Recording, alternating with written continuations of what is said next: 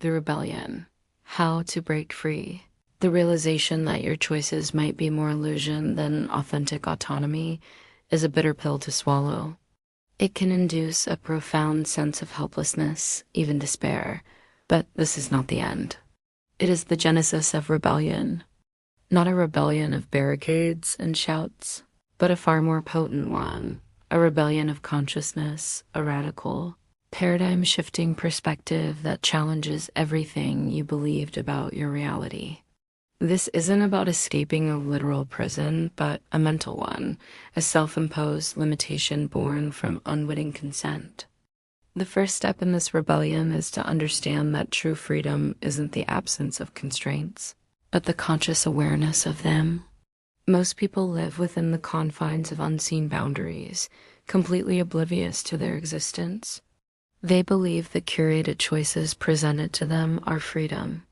The radical truth is that acknowledging these boundaries is the first act of liberation.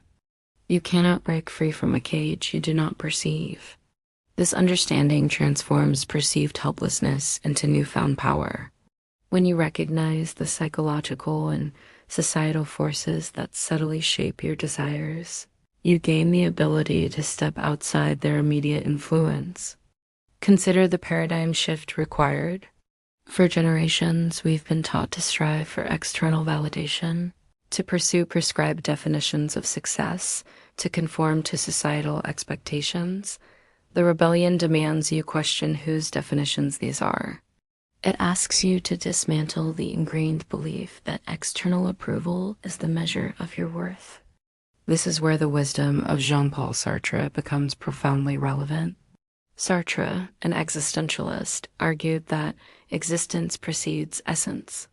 This means you are born without a predetermined purpose or nature. You are simply here, and then, through your choices and actions, you create who you are.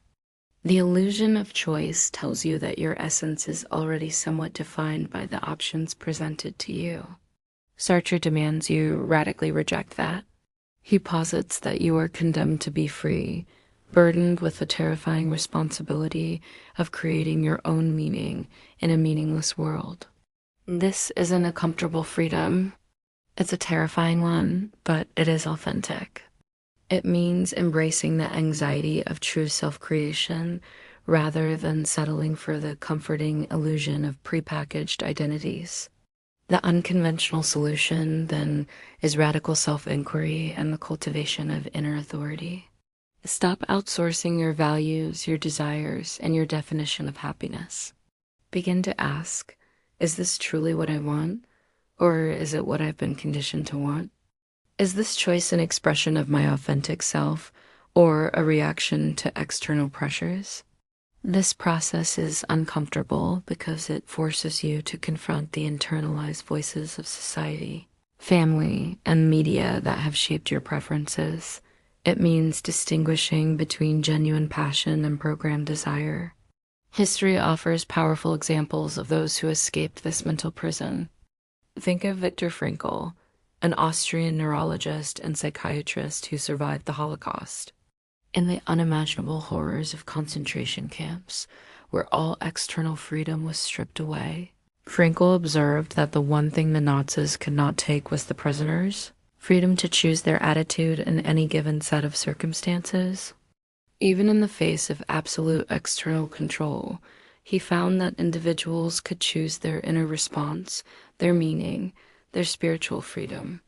This is not about being able to choose which path you walk, but about choosing how you walk it, why you walk it, and what it means to you, regardless of its seeming inevitability. Frankl's insight is a profound testament to the unassailable power of internal locus of control. Actionable insights on reclaiming control over perception and reality begin with mindfulness and conscious consumption. Become acutely aware of the information you consume, the news, social media, advertisements, even casual conversations. Recognize how these inputs subtly influence your thoughts and desires.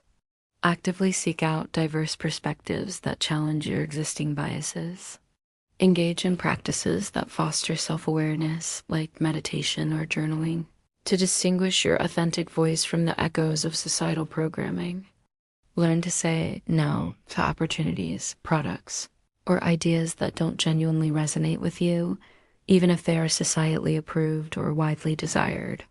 Furthermore, embrace creative nonconformity. This doesn't mean being contrarian for its own sake, but rather daring to chart a course that might not be on the pre-approved menu. Pursue passions that have no immediate societal reward, cultivate relationships that defy conventional norms, and question assumptions that everyone else accepts as gospel. This is an act of reclaiming your imaginative space, your unique path. This rebellion is not a one-time event. It's a continuous practice of vigilance, self-interrogation, and the courageous choice to define your own existence. It empowers you not by granting you omnipotent control over external circumstances, but by unlocking something far more transformative. The profound realization that the only true freedom lies within your capacity to choose your meaning, your values, and your response, irrespective of the external illusion of choice. You are no longer merely selecting from a menu.